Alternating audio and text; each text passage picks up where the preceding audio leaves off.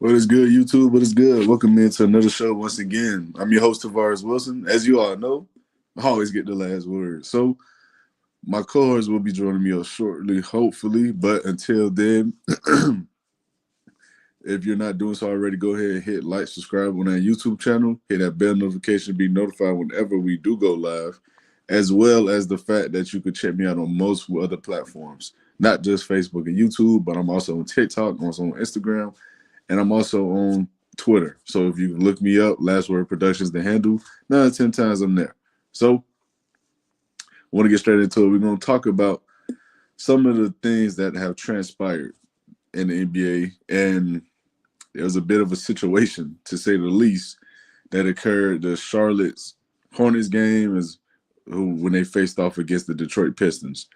Long story short, a couple players got into it. Isaiah Stewart and Miles Bridges escalated the situation again, to say the least, a bit further than what it had to go. And in result, Isaiah Stewart has received a 30-game suspension because of it.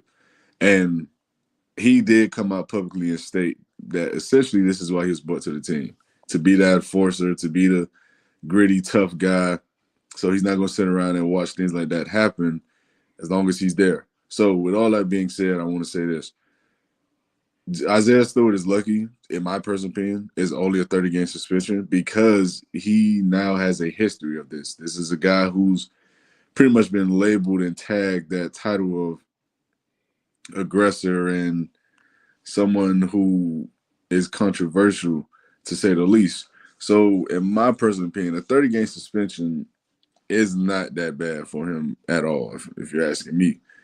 I will say this, though. I do believe other players should be suspended. I have not personally seen any news of other players being suspended or the possibility of it. We shall see if that is the case. I do think other guys need to serve suspensions, but yeah, coming here. What's up, Nay? How you doing? But I do believe other guys should serve suspensions, and I do believe other guys should receive some kind of fines if they aren't suspended, because to me it is a bit ridiculous that so far he's been only one suspended. I think that's absolutely ridiculous if I'm being honest. But nonetheless, I believe he is definitely, excuse me, I do believe his suspension is definitely justified.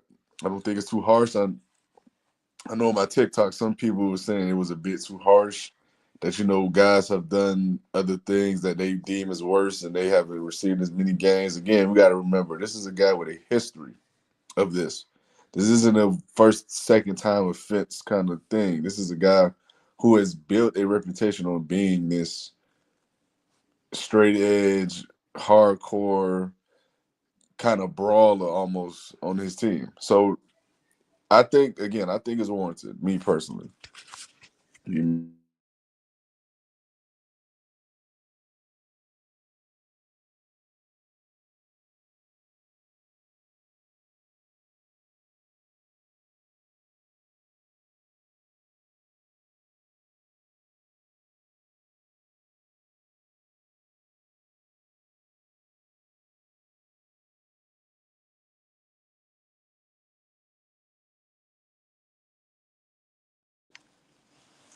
My apologies for that, y'all. We have some difficulties getting people up here. I'm not sure why. Hopefully, the link I just sent works. But nonetheless, though, to wrap that up with Isaiah Stewart, I do believe for sure the suspension was warranted. I think it was necessary. I think the amount of games are necessary. In fact, like I just said previously, I'm surprised that it wasn't more games. I thought he would be suspended for the entirety of the remainder of the season, if I'm being honest.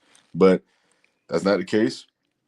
He did receive a hefty penalty for sure, but again, when you do the things he's been doing and the way he's been acting, I'm not surprised by it in the slightest. But all that being said, man, I want to speak on other things right now. So let me go ahead and review the topics. So hey, if for those who are new to the channel, if you're here for the first time though, y'all go ahead and be sure to follow me on my social media platforms, Instagram and Facebook.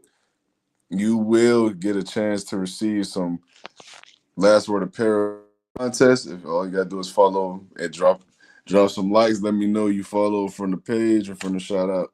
You get an opportunity to win. But what's up, Breeze? How you feeling, bro? What's the word, bro? I'm chilling. Let's get to it. Yeah, I was just speaking on the situation that happened in Charlotte, the Isaiah Stewart suspension. What are your thoughts on it? Do you think it was too harsh? Do you think it was light? What do you think? Uh, nah. I mean, it wasn't.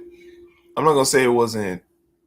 Well, I'm gonna say for context, in the grand scheme, it wasn't harsh because Isaiah Stewart is a repeat offender for things like this. He's had multiple suspensions for actually physical altercations in the NBA. So for them just to throw 7 games, um, I think that was light. That was a pretty light slap on the wrist for a repeat offender. Now, if it was a first time offense and they gave him like the 2 game suspension, how they gave Jalen Duren or something, I will understand. But context matters because they strictly implemented rules where you can't leave the bench and run to actually initiate in a fight. I don't know if you remember, it was the Nuggets and the Knicks, and I think it was Carmelo and I think Randy Foye or something like that when they Yeah, got into a fight, and a bunch of teammates ran from the bench and they escalated things. So since then they've been trying to keep, you know, players from, you know, staying out of scrimmage and kerfuffles like that, you know, from joining off the bench. So I think for 7 games, you know, with the context from a repeat offender and somebody who actually ran from the bench, actually escalated the situation even more because it looked like it was diffusing. It looked like they had it under control. And then Isaiah Stewart just ran in and then, like, you know, just reignited the fire. So I think every party included, deserves suspensions during for swinging. Musa Diabate, you know, he swung and kept swinging and kept swinging. Miles Bridges got some swings in, and then Isaiah Stewart came in and escalated. So, do I think it was harsh? No, I don't think it was harsh enough because you're not standing on what you're trying to, you know, keep players from doing. Like, I think there should actually be, like, you know, a financial fine that gets thrown in because, like I said, Isaiah Stewart ran from the bench. I'm pretty sure he was done for the half because if you notice, he was iced up. He had ice packs on his knees, on his elbows, and everything. So he ran and, you know, like, was just ready to go fight, and they already de-escalated the situation to a point where, okay, they could have pulled every party to the bench. But then when you run from your respective bench all the way to the other side of the court to participate in fighting when the situation's already about to die down, man, I think he deserves a bigger suspension. Honestly, if you remember, Malice at the Palace, Steven Jackson ran into the stands and tried to break up a fight, and he got fined. He got 30 games, and I think he got like almost a six-figure fine mm-hmm. from the NBA. So Mm-hmm. I'm not saying it's the same as punching a fan, but you give me is, you know, you're running and you're adding fuel to the fire, and you're a repeat offender. So I don't know. I think every other party got it right, but I think for Isaiah Stewart, got to be a harsher punishment because, like I said, he's a repeat offender, bro. This is who he is at this point. Like, it seems like he's on the court just to, you know, muck up stuff or actually start a fight, bro. Yeah, I mean, he said it himself. He said that's why he feel like he was drafted. He said that's why he's here. That's his purpose to essentially be the enforcer, to be the tough guy, essentially. So, I mean, this is who he is. This is his role. So it's not surprising at all to me the toll that he has to pay, essentially, because like how you just alluded to, how you said this is not his first offense. He's a repetitive, like, it's to a point to me when you have a reputation, right? It's going to do more harm than good for you, especially when it's in a negative connotation. So you have a guy who has literally showcased he's a bit of a loose cannon in terms of he doesn't keep his emotions in checks. He's essentially always seems to be the one in the middle of some kind of scrimmage or argument or whatever the case may be. When you do see Detroit play and they have them type of altercations, at some point the league is going to be like, okay, enough is enough. Like, this guy needs to just chill out, make him realize like, yo, you will lose money and you will lose game times and game checks because of this. You need to stop. So I'm not surprised at all about the suspension, if you ask me. I know some people I was talking to well, not talking to, but some comments I received under on my video that I posted on TikTok about it. Some people saying they feel as if it was too harsh, or there's other guys who been suspended for less games that have done worse and things of that nature. And it's just like at the end of the day, we're talking about a repeat offender. We're talking about a guy who has made his bread and butter essentially at this point off of these things, and it's just something the league is not trying to have. So I get it, I understand why they're doing what they're doing. But with that being said, though, Breeze, got anything else you want to add? Nah, bro. I mean, the NBA it shouldn't be going on, bro. It shouldn't. If they want to do that, bro, they need to do what hockey does. Let them get a little quick round in, and then boom. They really if they really feel like it's that serious, bro. I didn't really see nothing in the play that warranted an actual fight, but hey, like I said, this is men at the highest level. You're down there. It's a physical sport, especially at the position they play. They're centers and power forward, so they're actually fighting for position down there. But testosterone is high, momentum is high, so I can see why it happened. But just from the outside looking in, I didn't see anything that warranted a huge brawl. Right, I guess you. So, in other news, man, I want to speak on the NBA trades that did happen and who you believe has made the biggest impact thus far from these trades, or who just has impressed you the most. So, what you got from that, bro? Like, what trade you think has either impressed you the most, or which trade you think has benefited their respective club the most? James Harden, man. Yeah, for sure. James Harden. I don't see nobody else but James Harden. I know you got to give it time, because they're integrating new pieces into a team, but James Harden got there and did instantly what we said he was going to do. Bro, Jared Allen is putting up like 18, maybe 18, 20 points consecutive, bro. Like right now, he's on pace for another 20-point game. Mm. Sam Merrill right now knocked down 8 3-pointers in the first half just off James Harden assists. Like, bro, like he's literally doing what Cleveland needed. And Donovan Mitchell, he's able to be a scorer now. Like we said, he doesn't have to go out there and try to, make offense for others and try to put up 27, 28 points a game, you know, because that wasn't him from the beginning. He was always a scorer, always a gunner, and he's at his best when he has somebody to run that offense. Like when he was in Utah and he had Mike Conley to run the show.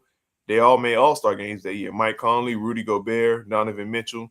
So I think that James Harden trade was the best, honestly. Um, I would say my Celtics trade with Nikola Vucevic, but like I said, the deadline, like we still got to integrate him in because we weren't even a low post playing team. So he was our only low post playing threat. So, we're experimenting with the roster. You get me? We're trying to, okay, starting lineup, okay, bring him off the bench and let him run with the second unit, or let him run with the second unit first and then bring him in for late game situations. So we're trying to fit the pieces in with him. But James Harden instantly came in, and I think it's 3 games already. Yeah. They're looking like a cohesive unit, bro. They're looking like they've been playing 2 years together. Yeah, yeah, it do look good out there, man. But for me, man, not to I don't want to keep being a dead horse or anything like that, so I'm gonna go in a different direction. I'm gonna say Zubac. I know he hasn't made his debut yet, but I want to put things in perspective for people, man. We gotta realize something. He's 28 years old. He's going to pair with one of the best playmakers in the league, at Tyrese Halliburton, and his team is going to get healthier and they're going to get better. I just believe when you look at the Pacers right now, what they're set up to do, I think it's going to be a team to be reckoned with for the next at least 5 years because they have talent. They got some guys who are proven winners on that roster, like Pascal Siakam. They got some guys who are gritty players who play hard, who are coached well. Rick Carlisle's doing a hell of a job over there. So I'm not gonna say it has paid dividends yet, of course, because again, you haven't seen the end product or the full product yet. But I do believe when it's all said and done, I think that trade will be as just as beneficial, if not more, than the James Harden trade. So I feel that way similarly about the Nikola Jokic move. I feel that way about that as well. But I just feel as if you have a bit more of a ceiling there with Zubac because I just think he's a better rim protector. I think he's a better slightly better rebounders, even though it's close. But I just think it's more there for them in terms of what they do and what they do well. Because when they have a big, they play pretty damn well through the post. But that's all I got. Because I just didn't want to pick the same answer because I think it's clearly James Harden. Yeah, for sure. But Match made in let's get heaven over there. let's get into let's get into the Super Bowl recap, man. I want to speak on some things we've seen, some things that I heard, and some things that are being said. So first thing I'm gonna ask you, my boy. So as we all know, the Patriots did not go at them as an offensive unit. They did not have a good game. It Mm-hmm. was not good by any facets of the imagination. Mm-hmm. The first thing I'm gonna ask you, dog, where does this now leave Drake May in terms of the quarterback we believe he is? Because as we all know, he did not play well throughout the playoffs at all. He had one good half of football against the Chargers, and outside of that, he was just a shell of himself the entirety of the playoff run. Mm-hmm. And there's no guarantee that he could get back to a Super Bowl. So, with all that being said, what are your views and what do you think of Drake May at this point as we stand? Honestly, bro, sky's the limit. Honestly, this is his second year, right? Yeah, Second year, bro. He's coming off a season where, granted, people say it was a cupcake schedule. Mm, it was the easy year and everything, but this is the NFL. It's professional athletes out there.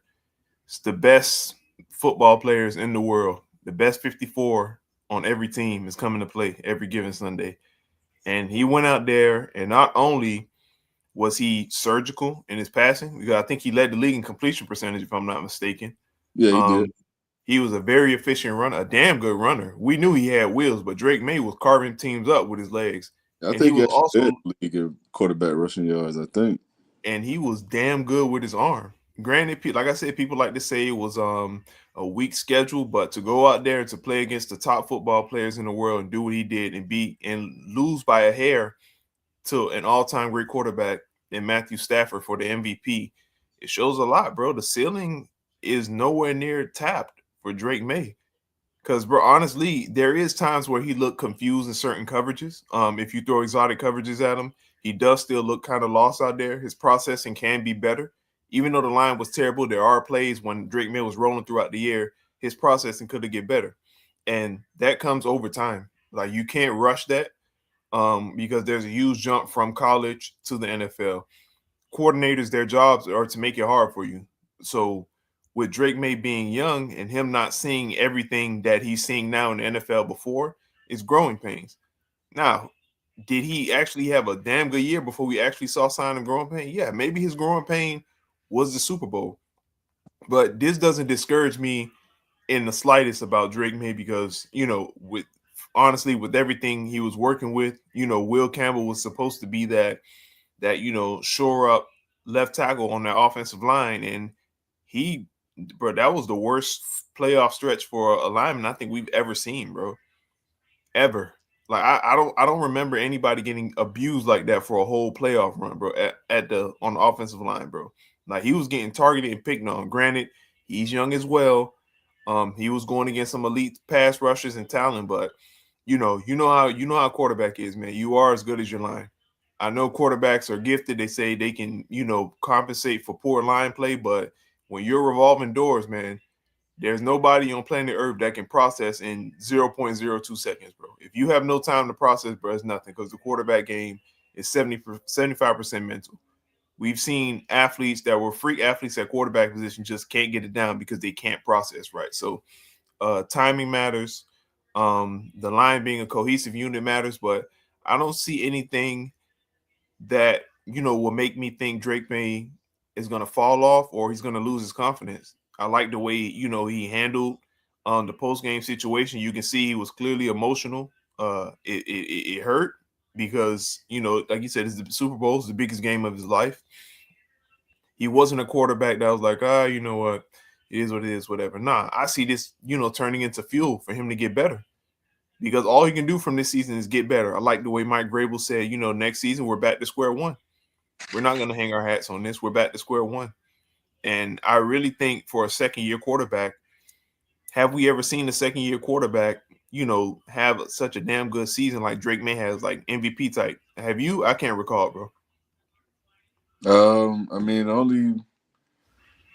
the only guy that come to mind is Patrick Mahomes. I mean, Oh yeah, Pat Mahomes. But yeah, he threw 50 that was touchdowns. technically Pat first year, right? Because he played Nah, one game the year before. it was his second. But if you want to go off of that, then Yeah, because he played one game, one garbage game at the end yeah, of he the year. played. Yeah, he played. I think he played two. I think he came in the first one late, and then he started the second one. Okay, But I okay. mean, So if yeah, you don't, like if you that. want to count that one, then nah. Yeah, so I think, bro, this is a building block for Drake. And then look how Patrick Mahomes turned out, bro. He went on a run after his second season of dominance. So I'm not saying Drake May is going to be Tom Brady or he's going to be Patrick Mahomes, but I don't see any reason for me to start doubting him, bro. He's in good hands. Vrabel's a hell of a coach. McDaniel's a hell of a coordinator. Hope they can keep them all together and they get back to being the Patriots, bro. But I'm impressed with Drake May, bro. Honestly, yeah. Okay. First up, before I go, man, hey, appreciate you, Kenneth, man. Appreciate the follow. Appreciate the subscribe. Hey, make sure you go to the channel. You click the bio on the link, man. We got plenty of more content. I got plenty more content on my other pages. You can check us out there. But let me say this about in regards to Drake May. I don't doubt that Drake May will get better. He's immensely talented. He's one of the best quarterbacks in the league right now already. And he's year two. I believe he's only 23, 24 years old. This is a guy who, sky's the limit for him, honestly, if I'm being transparent. My only concern is he does seem to have a bit of a concern when it comes to being rattled. And that's not something a lot of players, especially young players, typically just grow out of. And the fear is if the line play can't get better, which it could. I mean, Will Campbell is a talented guy at the end of the day. Jared Wilson, the left guard they have, he can play. If they have to get better for sure, but they have talents, so I'm not too concerned about them being just terrible for the rest of their careers. I think they'll pick it up. But in that game, I realized that when Drake May is rattled and he is flustered, he's simply just not making the reads because there were opportunities in that game for him to make reads and make certain throws, and he just couldn't do it. He just couldn't do it.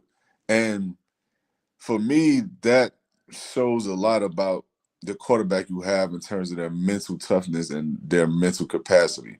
And I'm not going to sit here and say I think he's weak minded because I don't believe he's weak minded. But I do believe when the going gets tough and it just continues to just feel like an uphill battle for him, I do believe he is a player who confidence can waver. And I think he's a guy who is going to give you opportunities as he did in a lot of these games this playoff run to help you or your team steal the game and take the ball away, get a touchdown, or whatever the case may be. So I'm not concerned about Drake May as it stands, no, because he does have a good coach in Mike Vrabel. They got cap space. They can go out and get another receiver. They can go out and get online help if they choose to go that route. They can go out and do a lot of things.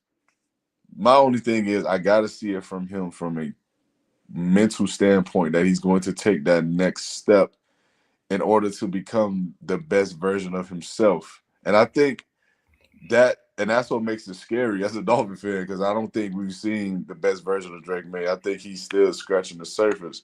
I think he's a guy that could easily walk his way back into MVP conversations and just lead a potential dynasty almost if they could just come to terms with what he is as a talent and just help shore up the offensive line in front of him.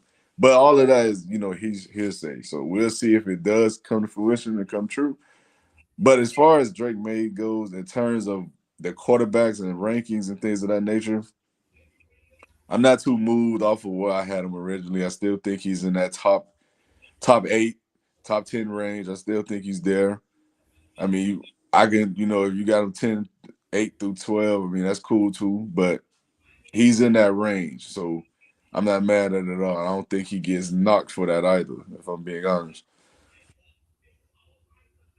But anything else you want to say about Drake, man? No, bro. Like I said, sky's the limit, man. All right, for sure. So I want to talk about the other quarterback, man, because as we all know, there's going to be a lot of conversations. There's going to be a lot of topics. There's going to be a lot of people putting Sam Darnold in conversations that he was not in previously. And to truth be told, they've already started because I've seen them. But my question for you, Breeze, what does this do for Sam Darnold in terms of him as a player? Not the accomplishment per se, not the win, but what does this do for him and his rankings and reputation as a player? What you think it does for him? The only thing I think it does for him, and it gets that weight off his shoulder. Even though he didn't, I wouldn't say that he wasn't the driving cause because he had a damn good season and he performed when needed to perform, but he wasn't he wasn't the carrying factor of the Super Bowl win. It was a team effort, you know, majority defense and special teams. I'm not taking nothing away from Kenneth Walker, but if you want to go defense and special teams compared to Kenneth Walker, who carried more, I want to say defense and special teams. But I think it just lifted that weight off his shoulder that if he ever had doubt that he wasn't good enough, then it's gone now because people can say what they want. He went and he's a Super Bowl champion now. Mind you, this is a guy who was looked at as borderline unplayable, borderline a bust, a choke artist. Every narrative that you can have on Sam Darnold was there. And turnover machine. He has some Brett Favre in him. He's going to throw a bunch of electric passes, but he's going to throw a lot to you. There's a bunch of narratives running around Sam Darnold, and I think now he can be more comfortable within himself because he's found a home that can not only lift his strengths but also minimize his weaknesses. He's got a team where if they keep it together, he can get the ball to his playmakers. He doesn't have to go out there and try to play hero ball, which we've seen in the past. Him trying to play hero ball, it doesn't always turn out the best. So I think with this Super Bowl win, it's a huge weight off his shoulder, and it's a confidence builder. And I think same thing, like I said with Drake May. I think now we're going to see an actual better Sam Darnold because he has the pressure off his back. I think in these last maybe 3 seasons, the two with the Vikings. No, he was one with the Vikings, right? Or two? Yeah, there's one with the Vikings. The Yeah. one with the Vikings, and then the season now with the Seahawks. I think everything that he's needed to see, he saw now. As far as defenses, is how to rattle them, how to scare them. The doubters, the him being labeled the cause of losing. I think everything that needs to be seen by him to actually say, okay, I'm damn good and I can make it happen. I think he's seen it now. So I think now he's going to settle within himself and he's going to get a lot better from here. I see, a more confident Sam Darnold moving forward, a more free flowing Sam Darnold, honestly. Okay. Uh, I completely agree in terms of the him getting that monkey off his back. Essentially, he doesn't need to worry about proving whether or not he's enough to be the guy to lead a championship team. He sees that. He now has that confidence instilled in him if he already didn't have it. And, good for him, man. I mean, just let me just start there because this was a guy, like you said, was written off essentially. This is a guy who a lot of people did not view as a guy who was even a decent quarterback, let alone a potential franchise Super Bowl winning quarterback. So I got to start by saying congratulations to Sam Darnold first and foremost, because this is something that no one thought he could do. Not even the biggest Sam Darnold believers thought he could do this. So I got to start off with that. But with that being said, man, I got to say this because, like I said, I've seen it. I've been hearing it. It needs to stop. He's not this top 8, top 10 quarterback. Is he a good quarterback? Yeah. We can say he's a good quarterback definitively. Is he a quarterback who I believe is one of the 8 to 10 best quarterbacks in the league? No. For me personally, no. He's not that. He's not there. I don't think it's any more he can do to get me to that point unless he goes out and the Seahawks just string together Super Bowl after Super Bowl, and he puts up godly numbers or really good numbers, and then it's like, okay, yeah, you're moving me now. But outside of one game in this playoff run, I mean, Sam Darnold to me he wasn't a bus driver as like Cam Newton would allude to. Like he was a passenger. He wasn't a bus driver. Like he wasn't bad by any means, but can you say he was the best player on the field? I don't think he was the best offensive player on the field for the Seahawks.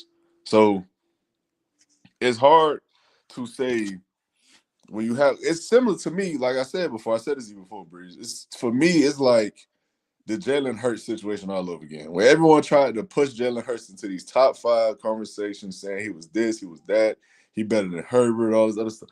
I was like, gang, slow down.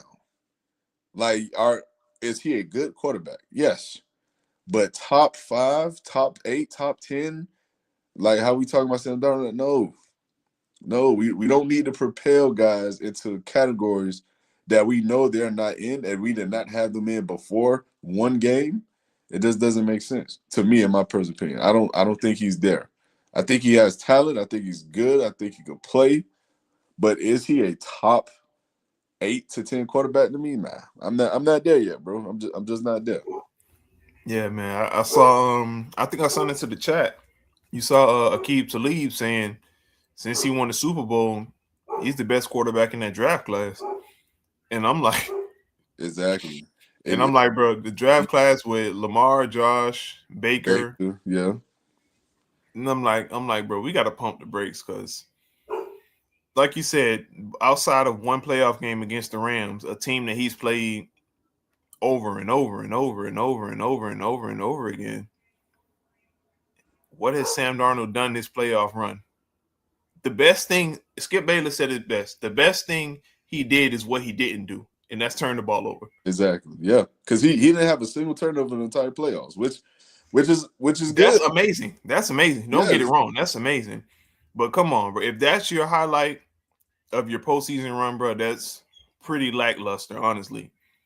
yeah, And like I said, he had a great game against the Rams, a phenomenal game. But outside of that one game, it was just he was along for the ride. yeah. So and I was, just sitting there and I'm thinking as I'm hearing what Aqib Talib is saying, we can't can we find a playoff game where Josh Allen played terrible and the Bills won with him just throwing 124 yards or something like that? Like, can we find a game where Lamar and Baker Mayfield they played terrible and they were essentially carried like how Sam Darnold was? Like, can I'm about we to say they won by 30 points. They like won- like like like bro, that's crazy, bro. And to say now, mind you, does he have the best accomplishment in that class from a team perspective? Yeah, Super Bowl is a great team accomplishment, but mind you, one's an MVP, one's a two-time MVP, and one's a perennial MVP candidate. Mm, But Sam Darnold does have the Super Bowl, so for him to say he's the best quarterback in that draft class because he won the Super Bowl. Now, if he won the Super Bowl MVP, maybe it won't sound as crazy. It'll still sound crazy, but maybe it won't sound as crazy. But just because you're going to win a team award doesn't make you superior to your counterparts who've honestly never had the supporting cast that you have. yeah, for sure. I completely agree. And that's another thing that kind of rubs me the wrong way. Because I seen Emmanuel Ocho mention this. He said, oh, Sam Darnold went out here, he's winning these games, he's doing these things with a top unit, top defense. That's something Lamar had, that's something Josh Allen had, but that they're not getting it done. Lamar ain't getting it done, even though he had it multiple times. And I'm like, hey, like this is why I say turning the games on and watching the games and film is important. This is why I say these things because it's easy for us to sit here and say Josh Allen had this, Lamar had that. When we see these defenses crumble in these playoff games, like yes, I know I give Josh Allen a lot of flake, but Josh Allen can't help that Tyreek Hill goes up the sideline for 50 fucking yards and ends the game. He can't help that. He can't help that Patrick Mahomes goes out there with 4.5 seconds on the clock and makes that play. He just like how Lamar can't help that Derrick Henry rushes for over 200 yards against them. He can't. They can't do anything about that. So we could sit here and we could say these things, and we could insinuate that, oh, this should happen because this happened for this player, when in reality you're leaving out the nuances and the complete context of the games and the situations. Because who did we see kill the Seahawks offense? I mean defense, excuse me, for 200 yards? Nobody. We ain't see nobody rush for 200 yards in them and 2 touchdowns. We didn't see that. We didn't see a guy running up the sideline with 5 seconds left on the clock to help tie the game and go on to win the game. We didn't see any of these things. We didn't see drops. We didn't see fumbles. Like Sam Darnold went out there and he played with a unit and a team on both sides of the ball that was as fundamentally disciplined and sound as you would see in this league. And shout out to Mike McDonald for that because he's proven to be a brilliant coach. And if he could have another year similar to this or like it, it's gonna be some conversations being had about these top coaches in the league. He gonna have to move up a peg or two. But at the end of the day, Sam Darnold is a good quarterback. I will not take that from him. I'm glad to see Sam Darnold become what he's become because at the end of the day, I love to see players succeed because at the end of the day, they're human beings. And like I told you last time we talked about this, Breeze, I feel as if these teams fail these players, these quarterbacks specifically, more so than the quarterbacks failed them. He is proving that right now. So I'm not against anything we're talking about in terms of that. But we do not need to start discussing him being better or in the same tier as Lamar, Josh Allen, Joe Burrow, Pat Mahomes. We don't need that because he's simply just not that. Like it's so easy to just go out and say these things because he won a Super Bowl, because he's won 14 plus games back to back season as a starter. It's so easy to say these things. And it's impressive. Nonetheless, it's impressive. But has there ever been a game where we looked at Sam Darnold in these same games, in these same seasons, and said he's the best player? Have we ever said that? I can't recall a game where we said that. I mean, if you want to argue the Rams game that just happened, then okay, sure, cool. I would still say Stafford was damn good, and that's a toss-up. I would say JSN was damn good. That's a toss-up, but cool. I've seen these other guys take over games. I Sam Darnold got his due, but more often than not, like how you just said, he's getting carries. Like he's a guy who's along for the ride. He's not the bus driver. Yeah, man. Hey, but shout out to Sam though, man. But I think we need to pump the brakes for real, man. Yeah, for sure. For sure. Great accomplishment. Many players will go their entire careers without winning the Super Bowl. So that's great for him. But we gotta relax, man. Like we gotta relax. But I want to go to another player on the defensive side of the ball for the Patriots, man. I want to say this because this is a guy, even though I dislike the Patriots strongly, Dolphin fan rivalry. I watched them beat up on my team for years, so it's personal. But I gotta give credit, and I gotta say this because I've been saying this about this guy for quite some time. I told people Christian Gonzalez was the top 3 corner in this league. And he went out there and he showed exactly why I've been saying it. And he showed that he exactly is that. He simply is that. And I know a lot of people push back on me about it. Like people was telling me they'll still take Sauce, they'll still take, some people even said Ramsey. Some people said they still taking Jalen Johnson, Quinyon Mitchell, stuff like that. And listen, hey, all of these guys can play, man. But I'm telling you, when you look at Christian Gonzalez play, the physical ability and talent he has, and just the catch-up speed, the ball skills he plays with, his hands, his technique, the footwork, like he simply just looks better when he's playing the position than most guys does. And I just think outside of Derek Stingley and PS2, I mean, I really can make an argument or not really see one bypassing him at that third spot. I just don't see it, bro. And I know Quinyon Mitchell, first team All Pro corner. I get it. I know Jalen Johnson been pretty damn consistent for some years. I know these guys can play. I'm not taking that from any of them. I know J.C. Horn can play. I ain't taking that from any of these guys. But Gonzo just look different out there, man. Like he plays the position I believe how it should be played in terms of zone coverage, reading the quarterback eyes, playing your man with discipline and disciplined hands. I know he can be overzealous at times and gamble, and that's why he get beat sometimes over the top. But he's a guy who can catch up and make up that ground with such ease because of his background, because of who he is as an athlete. So this to me, again, like I said before, this is the top three corner in the league to me, man. I think this guy can really play. But what you got, Breeze? What's your thoughts on that?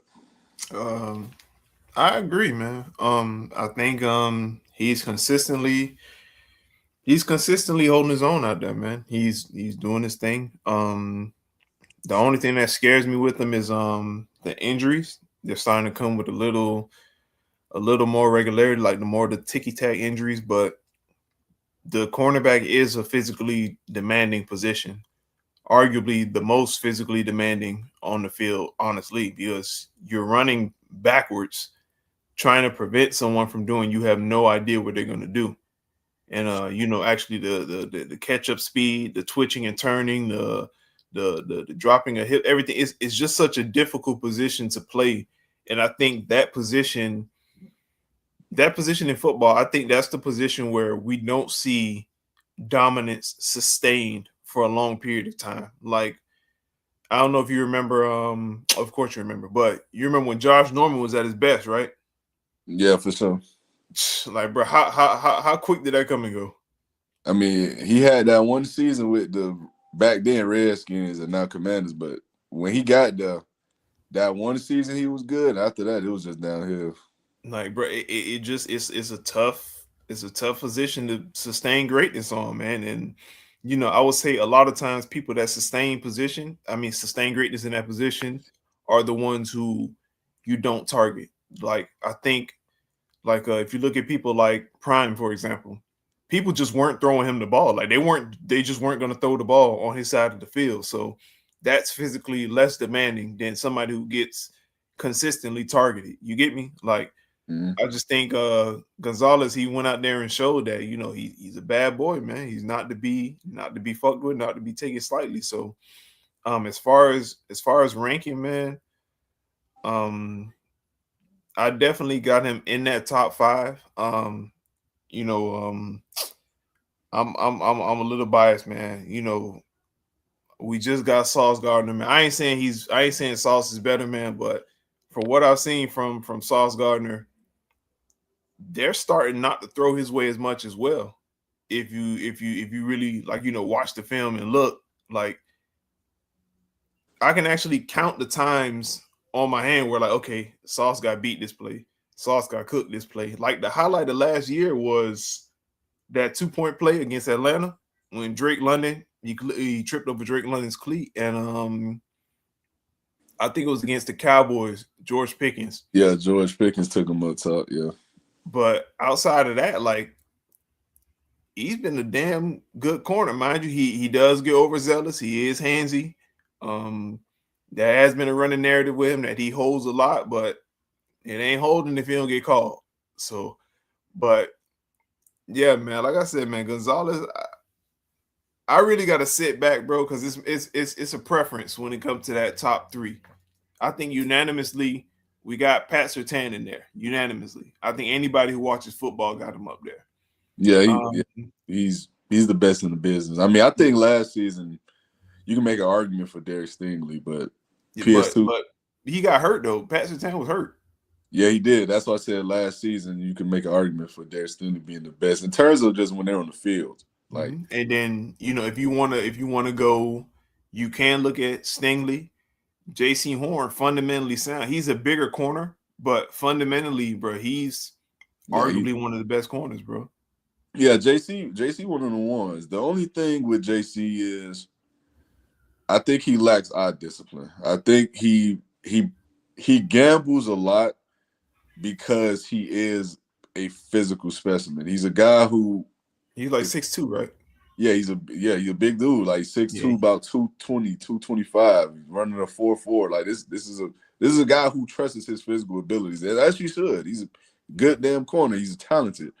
But he does get beat and he is vulnerable to a lot of double moves too. those quick hitches and quick routes because he's technically sound, but again, his eye discipline is not good, and that's his biggest slight to me. And I think that's why he has trouble with these guys who are like a Puka Nakua, JSN, Tyreek, or like hell, It's even always Amar. the twitchy receivers.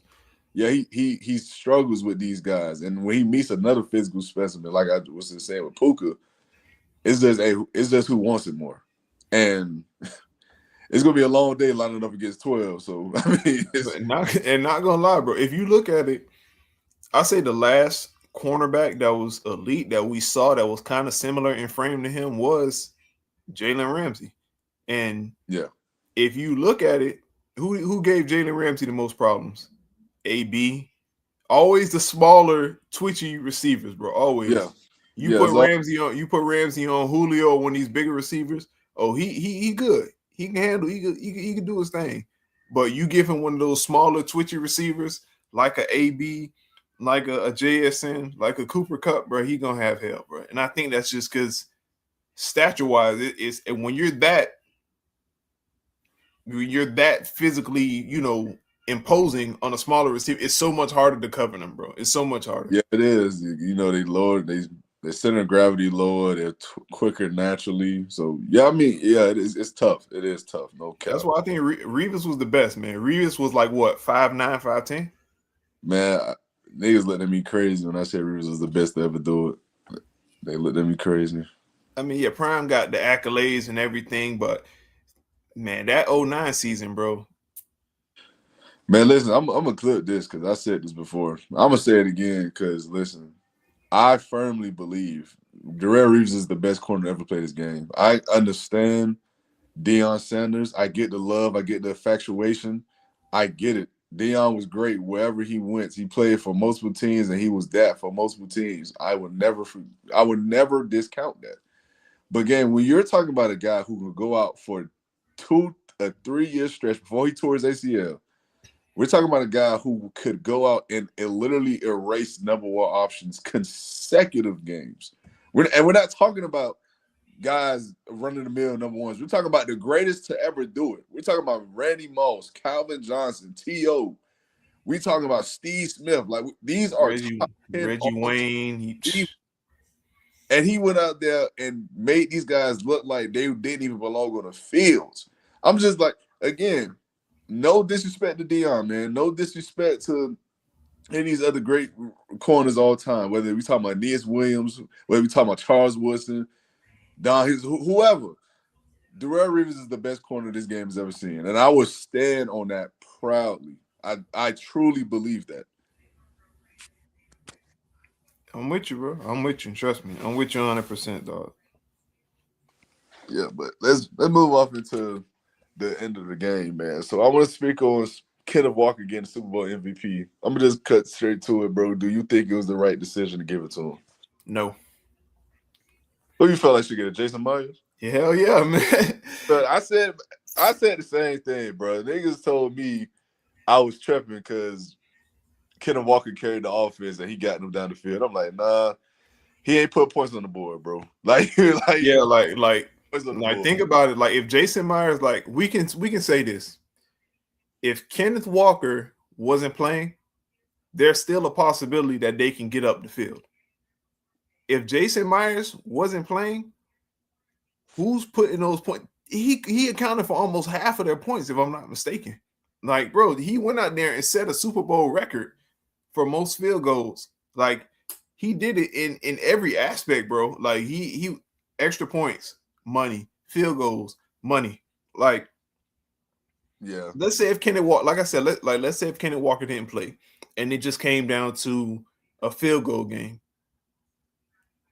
That right there says it all for me, bro. Like I really think they could have won without Kenneth Walker, honestly. And it's no slight to Kenneth Walker, but Yeah, he had a good game. I mean, hey, more power to him. like that was a damn good game. But I really think they could have won that without Kenneth Walker. If Jason Myers isn't money, they're not winning that because the majority of their points came from his kicks. Yeah. What do you have? Like 6 field goals? 5, 6? Yeah, I mean, he made all the first half points. And he broke, like I said, he broke the record for field goals made in the Super Bowl. Yeah. So, bro, Jason Myers, bro. I know a kicker's never gonna give it because they're like, oh, you got one job, but we've seen that one job. Yeah, lose Yeah. games.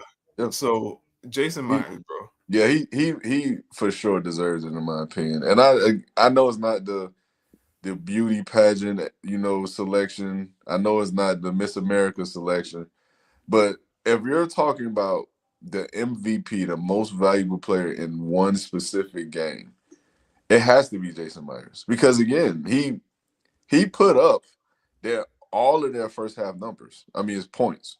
He put up all of their first half points. He was the reason why the game wasn't even close. Was it reason I was out of reach? Yeah, the defense as well, but you can't give it to a unit. You got to give it to a player. So at the end of the day, we're talking about a guy who went out there, biggest game of the season, and he did not blink. He didn't flinch. Every kick was through the uprights. Every kick was money, and it essentially won you the game. So in my opinion, I just don't see how we justify not giving it to him. And the only thing you could say is because he's a kicker. That's the only thing you could say. Because other than that, I mean, what's the argument? People just hate us, man. Honestly, they gotta be just people hating, man. Yeah, he deserved it in my opinion for sure. I think he was robbed of it. And again, there's no disrespect to Kenneth Walker. Shout out to Kenneth Walker. I think Kenneth Walker is a good running back. But if we're talking about just MVPs of a particular game, you got to give it to him. But let's go off into the next topic, man. It's gonna be the last topic of the night. We're gonna speak on the awards that were given and whether or not you agree with this selection. So we're gonna just go through this and you're gonna say yes or no if you agree, bro. So first one we're gonna go through comeback player of the year. We got CMC. Yeah. Uh, I think him and Joe Burrow just back and forth with the award now. Yeah, at this point. But yeah, I mean that's not a bad take. I ain't gonna lie. Wait, Next, time out. One question: Why did they put Trevor Lawrence on the ballot for that? For what? What did he come back from? I guess he just came back from being ass. I don't know. I mean that's the only thing. But I he mean, was still he ass one half of did the get season, hurt. bro. He did get hurt after that Al Shire hit, but I mean, then he played after that. So That's what I'm saying. But CMC, we thought he was done. yeah, we did. Yeah, he had them issues going on with his knee. Had to fly out the country to go see a specific doctor. So yeah, right. Hey, shout out to CMC, man. He came back, looked as good as ever. But next award we got, I think this is another layup. We got Defensive Player of the Year, Myles Garrett. Oh, for sure. Yeah, Easy. yeah, you break the sack record. You're the best defensive player in the league. Like I said before, man, he gonna enter a lot of conversations that I don't think a lot of people are ready for, like all time. He there, man. Yeah, he's one of the ones for I sure. think he need to just go get his ring. That's all he missing. Yeah, yeah, for sure. So get off into some of the more controversial ones. So offensive rookie of the year, we got Ted McMillan. Do you agree with this decision? Easy, bro. Easy. Honestly, easy. I wanted. I was hoping and praying. Like, I'm like, okay, maybe my boy Tyler Warren got a shot, but after Danny went down, bro, I was like, yeah, it ain't gonna happen. Oh, okay. I mean, hey man, I thought Emeka Ibuka had a chance still. Yeah, Even he I fizzled know he out. huh? He fizzled out. Yeah, but I know he kind of fizzled out. Once Baker started to struggle and he struggled, so I was like, yeah. I mean, I don't really see it going his way, but I thought he still had a shot. But Tet winning it, not gonna lie, I'm not mad at it at all. Tet has shown he is really one of the ones at receiver already. As a young receiver, I think he's blossoming and helping his quarterback become better because I think, and I said this before, I think a lot of people downplay how much better a true number one receiver makes a quarterback. And when you don't have that, the game is just that much harder because now you have to actually find guys consecutively in terms of who you could trust from a game to game basis versus knowing a guy's going to show up and show out. Always. It's a huge difference. Bro, So could you imagine if New England would have taken him? I mean, hey, it would have been nasty for sure. It would have been Man, nasty, but in all fairness, at the time, Will Campbell wasn't a bad pick to him. But I still think Will Campbell not a bad pick. I think he's in his own head at this point because before he got hurt, he was playing pretty good yeah, football. he was. I do think it was the injury, and like I said, I think it was more the situation. Honestly, I know he came from playing in the SEC and everything, but SEC ain't got nothing on Yeah, playoff football, bro. yeah, for sure. And like we said, the Patriots arguably ran a top 2 to 3 defensive gauntlet as far as like playing defenses in a playoff run, bro. Yeah, It, it, it was a tall task every night, bro. I mean, you got Khalil Mack and you got Uwe that first game. Not the greatest, but that's damn sure not a friendly matchup. for And a then rookie you run, at that. you run into a first team All Pro and Will Anderson and a second team All Pro Danielle Hunter. Then, bro, you can't even say just them two, the whole team, because they like the corner blitz. So everybody was, man. Yeah, so it's gonna be a long night regardless of who lined up across from you. And then you turn around, You you hit the got the number Broncos. sack defense in the league. You got Nick Bonito, and you got whoever the hell else the Broncos want to send at you. Because Hufanga, Dre Greenlaw. You yeah, it was damn sure a tough playoff run from him, man. And like I said, we'll see if he grows from it. I think he will because I think he's still talented. But let's get off into the defensive rookie of the year. We got Carson Swessinger from the Cleveland who won it. Do you agree? easy, easy. I wanted him on Indy, bro, because Swessinger is elite in pass coverage, bro, and he's a damn good tackler. He fits the mold of what today's linebacker is. Honestly, I don't know if you remember. Well, of course, I keep saying I don't know why I keep saying I don't know if you remember, but back then, linebackers were just sideline to sideline tackling machines. Like Yeah.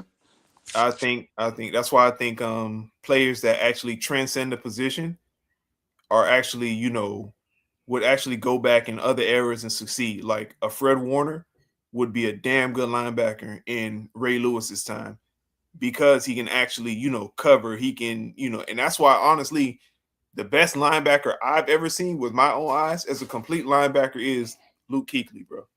For sure. Honestly, For no sure. flaws in his game Yeah. at all. He just doesn't have the longevity. That's it. I think he can play in any era. He can play in today's era because of the coverage, and he can also Yeah. play back then because he had that sideline to sideline speed, the Mhm. pursuit, the angles, the tackling, and everything.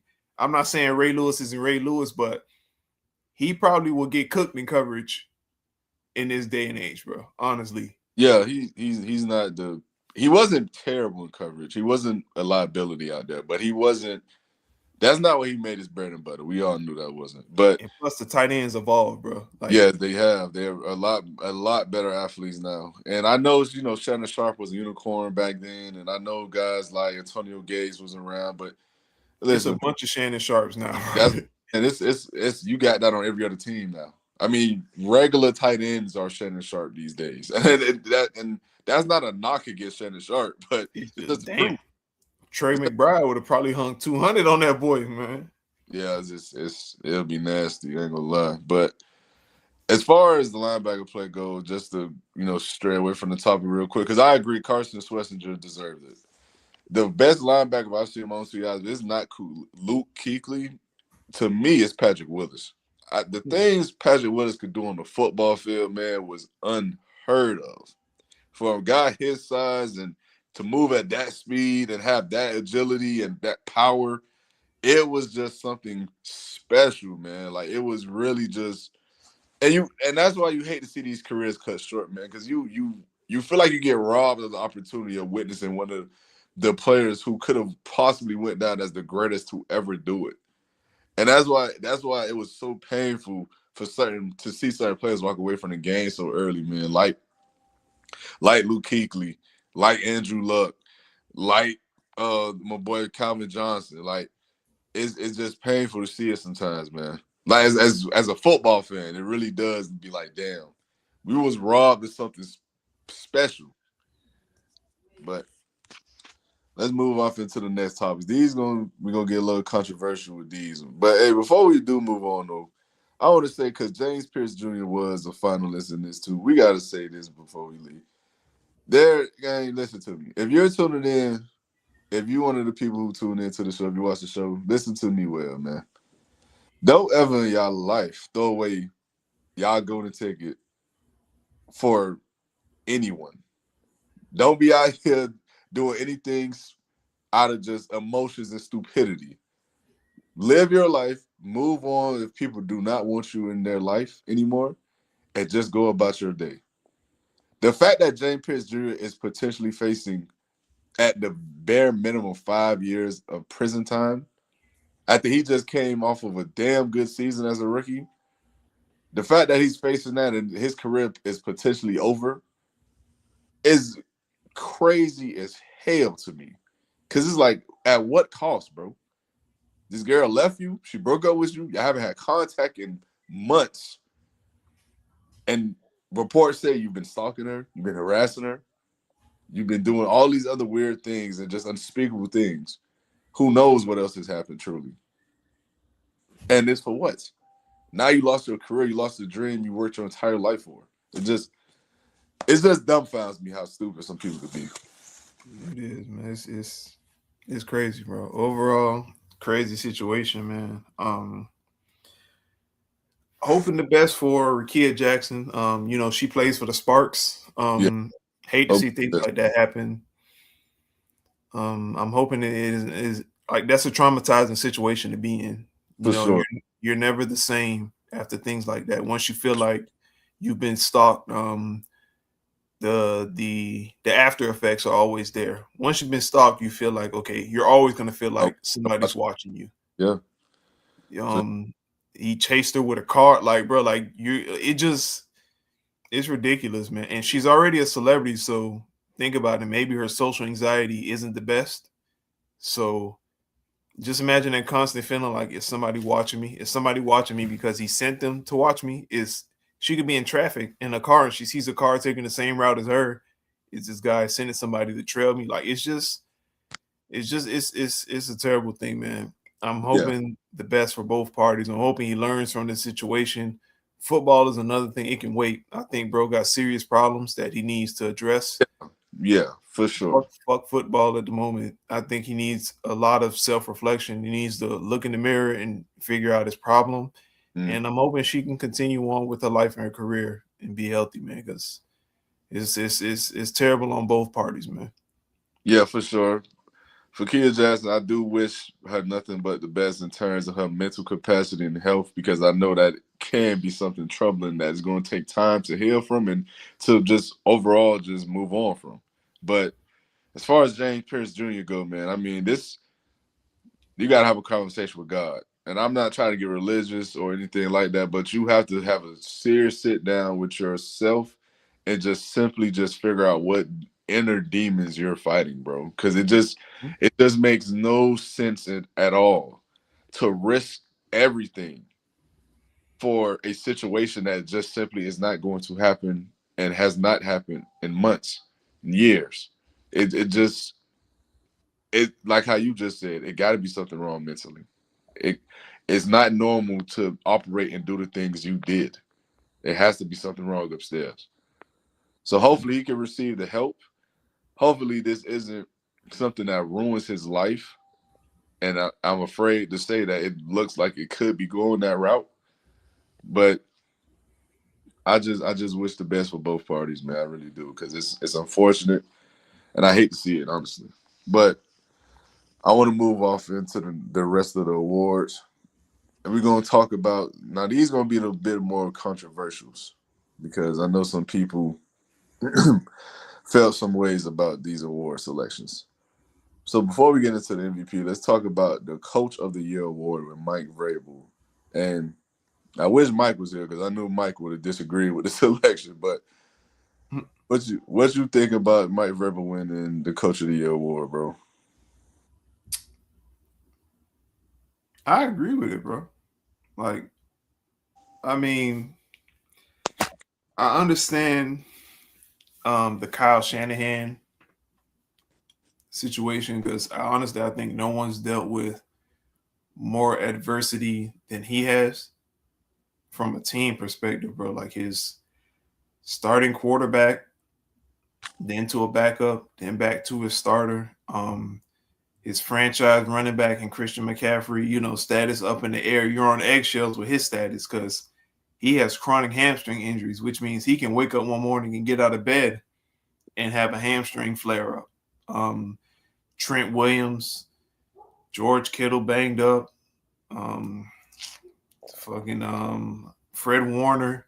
Like, bro, we can go down the list, but this seems like a reoccurring theme with the 49ers. Honestly, I don't know what's going on with the injuries, bro. Like, people want to say it's the facility and electricity and all that. At this point, bro, it got to be the curse of Colin Kaepernick or something, bro, because shit ain't been right ever since they did that man wrong, bro.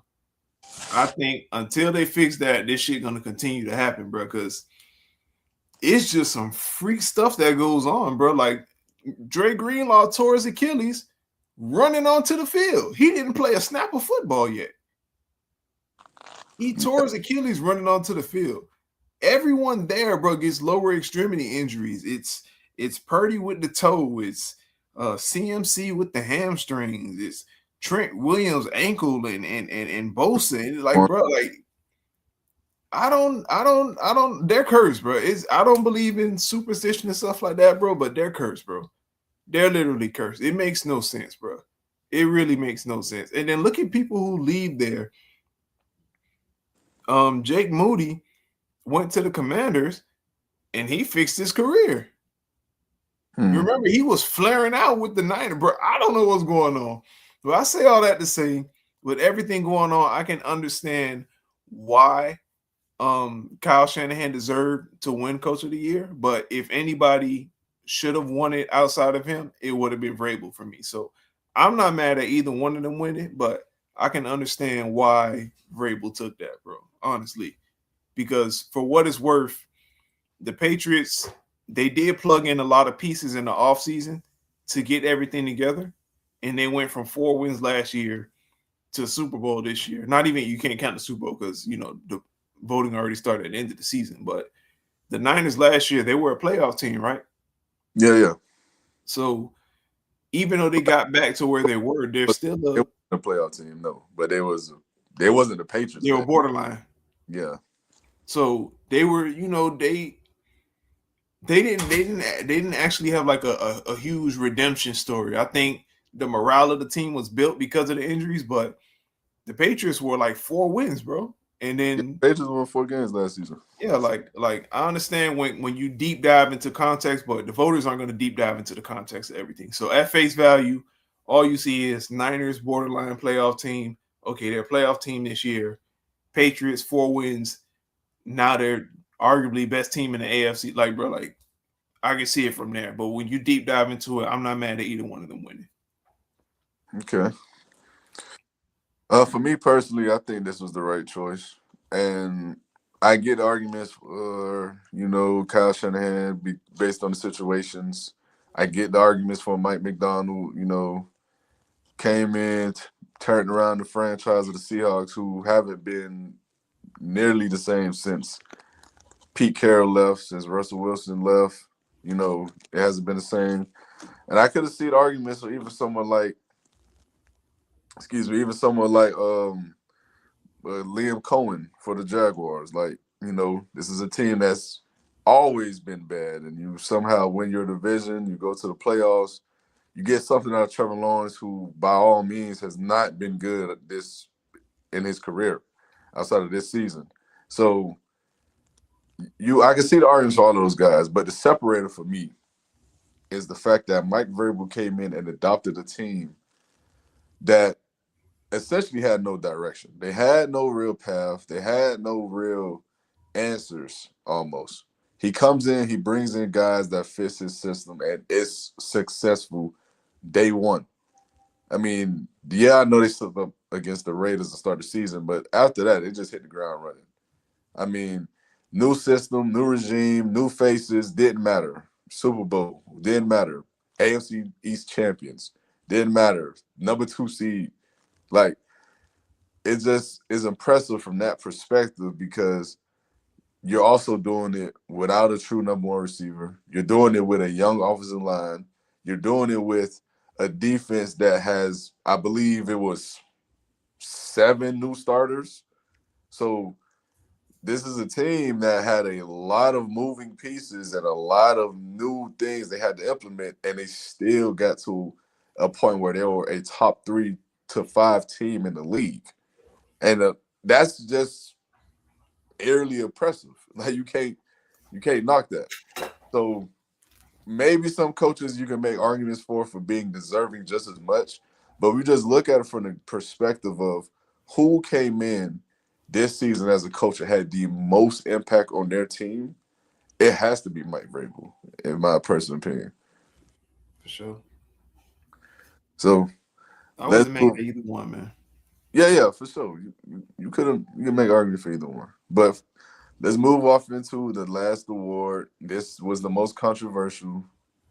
This was the one a lot of people. This was the closest one, but Matthew Stafford, 38, 37 years old, soon to be 38, wins his first MVP in his career. Do you think it was the right choice, bro? I mean, you knew where I stood on this, bro. Honestly, um, I really think Drake May deserved it, bro. Honestly, and I think they gave it to Stafford solely because the future's unknown with him. I think they mainly looked at it like Drake May is his career is far from over. He'll have plenty of time to make up for it, but I think Stafford having so many wasted great years in Detroit and being considered an all-time great, I think they really pushed the narrative with this one, bro. Because Drake May was playing some damn MVP ball, bro. I think of course Stafford led the league in touchdowns, but Drake May, I think in total touchdowns, he wasn't that far behind. He edged them out in completion percentage. And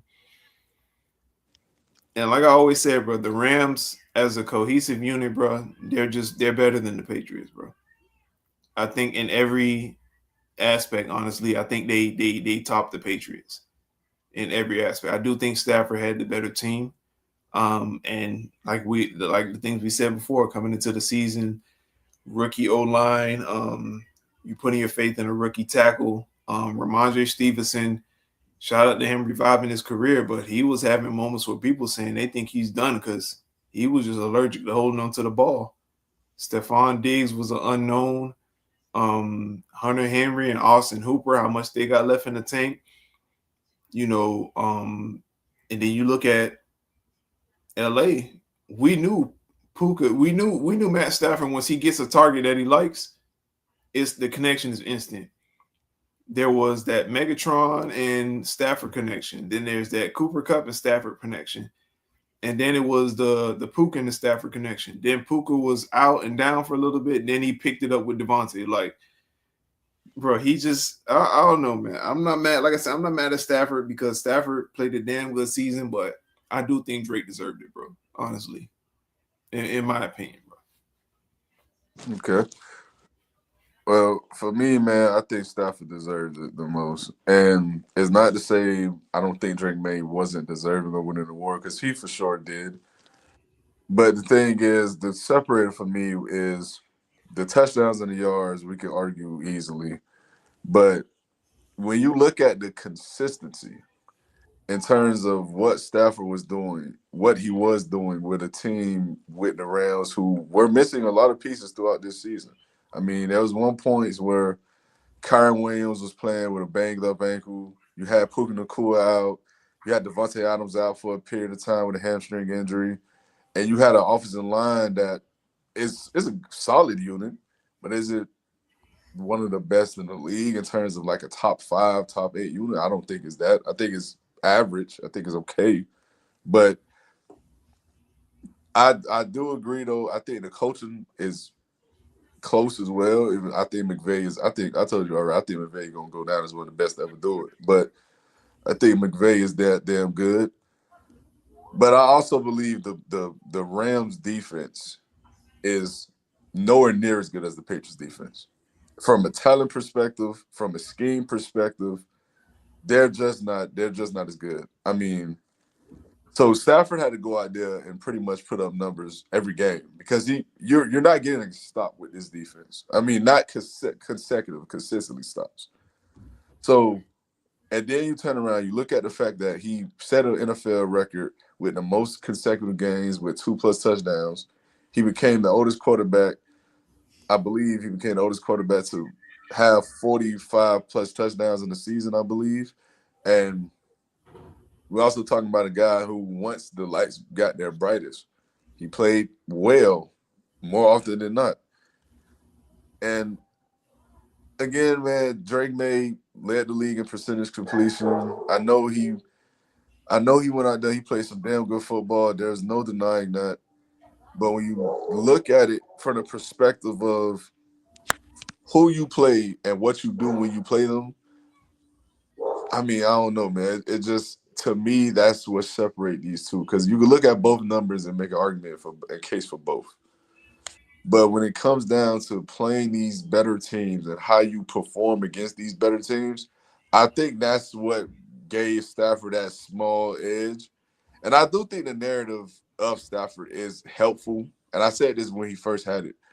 I mean, when I first picked him to win MVP, because the narrative is there. It's a narrative-driven league. It's a narrative-driven war. We all know this. So I think all of that just plays into the fact of him winning it. Now, again, do I think it was just a runaway award? No. I think it was rightfully close. But if I had a vote, if I had to pick, Stafford would have been my vote. I ain't mad at you, bro. I ain't mad at you at all, man. Hey, man, so that will be the end of the show tonight. I appreciate those who did tune Hey, in. quick question. We talked about offensive player of the year. Oh, I completely forgot. Man, the offensive player of the year, Jensen. That was another controversial one. I ain't gonna lie. But do you think he was deserving of it? Who you thought should have won it, bro? I personally, if you're asking me personally, I thought Puka should have got it, if I'm being honest. Man, none of them niggas should have got it, man. I thought Puka should have got it. Who you thought? Jonathan Taylor, man. Nah, bro. Man, come on, man. He dwindled bad to end the season. Bro, my dog led the That's them league in last. Listen, I know it's a little biased, bro, but total touchdowns, man. Total bro, touchdowns, man. man, them last 5-6 weeks, it was not good, bro. Bro, I ain't gonna lie, bro. I know, man, but It was I not. couldn't really be mad, bro. Like I said, the line got banged up. Bordelini got bro, freak injuries just started happening, bro. Braden Smith injury, Bordelini injury. Then when Daniel Jones went down, you bring in Phillip Rivers. Now, of course, you got to account for Phillip Rivers' arm, but you gonna stack the box because Jonathan Taylor, like everything just got centered around stopping him, bro. So, but I ain't gonna lie, I think my boy did enough damage throughout the year that, and he deserved the offensive player of the year, man. Nah, bro. Hey, listen, more power to him. JT could play. I'm glad he came back healthy and better, but I thought Puka deserved it, man. I think for the games he missed, and for him to still be neck and neck with Jensen like that in yards and come up in the moments he came up, big catches, big plays. It's, to me personally, especially with the fact that you have someone else eating off your plate, because Devontae Adams took a lot of touchdowns off him, and Mm-hmm. I don't know, bro. I thought Puka was deserving, man. I really do, but I'm not mad at Jensen winning it. He had a hell of a season, For sure, man. For sure. but for those who did tune in, hey, appreciate y'all for tuning in once again, man. We will be live again tomorrow night, and we will be doing a Would You Rather. So y'all stay tuned for that. It's gonna be a Sam Darnold edition. Like I said, some conversations being had. We're gonna see what people heads at with Sam Darnold, man. Oh We're man. gonna ask them difficult questions. We're gonna see who we taking them over. But like, subscribe to the channel, man. Hit that bell notification, be notified whenever we do go live. And remember, again, if you want a chance to win any of my apparel or win a signed basketball from a professional NBA player, you go ahead and you follow me on Instagram or Facebook. DM me, let me know you follow. Get your name put in that hat. But you got anything else you want to add, Bree, before we leave? Nah, man. Appreciate y'all tuning in. We'll be back tomorrow. Make sure y'all like, share, subscribe. I'm all at you, bro. All right, my boy. You